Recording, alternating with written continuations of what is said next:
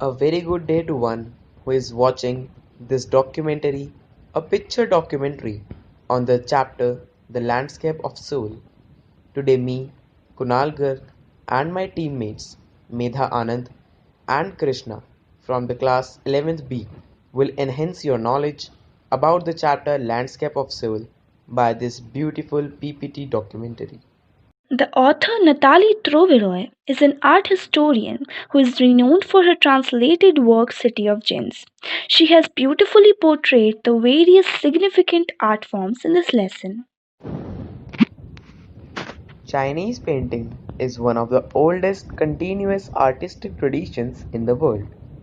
Painting in the traditional style is known today in Chinese as Guotuo, or meaning national or native painting, as opposed to Western styles of art which became popular in China in the 20th century.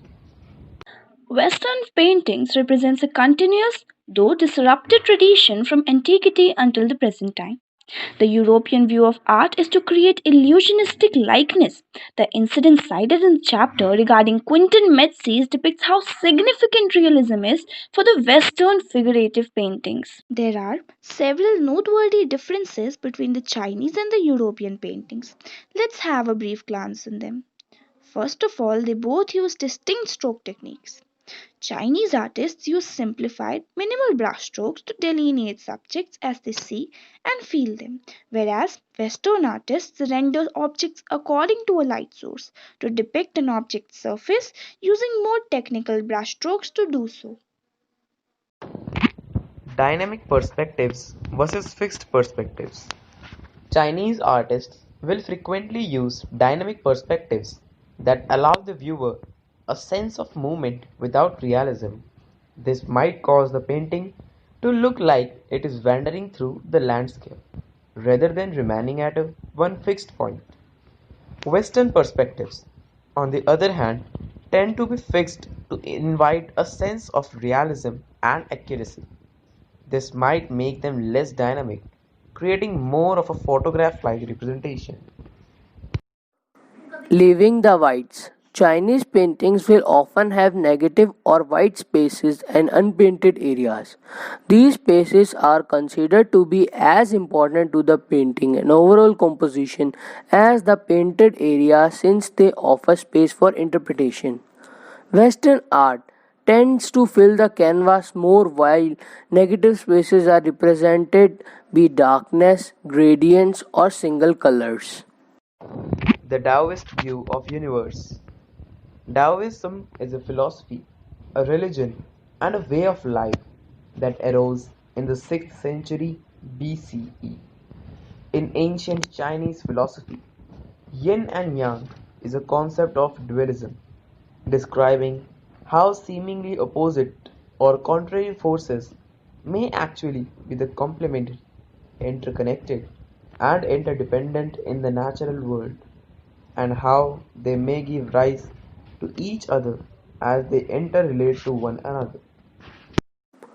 The two complementary poles of an image reflect the Taoist view. The mountain in the landscape is yang, which means reach vertically upwards towards heaven, stable, warm, and dry in the sun, whereas the water is the yin, which is respective and feminine aspect of the universal energy. The yang is active and masculine, and the opposite of yin. There is a third essential element which is a middle void, which is the place where they interact. There are several noteworthy differences between the Chinese and the European paintings. Let's have a brief glance in them. First of all, they both use distinct stroke techniques. Chinese artists use simplified, minimal brushstrokes to delineate subjects as they see and feel them, whereas Western artists render objects according to a light source to depict an object's surface using more technical brushstrokes to do so. Rock Garden by Nek Chand. One of the most enchanting expressions of the outsider art world is visible in Chandigarh and is the result of single man who was put the act of transforming the waste of a nascent metropolis into beauty. Nek Chand Saini is an Indian self-taught artist famous for building the Rock Garden, a 25-acre environment in northern India that contains more than 2,000 statues.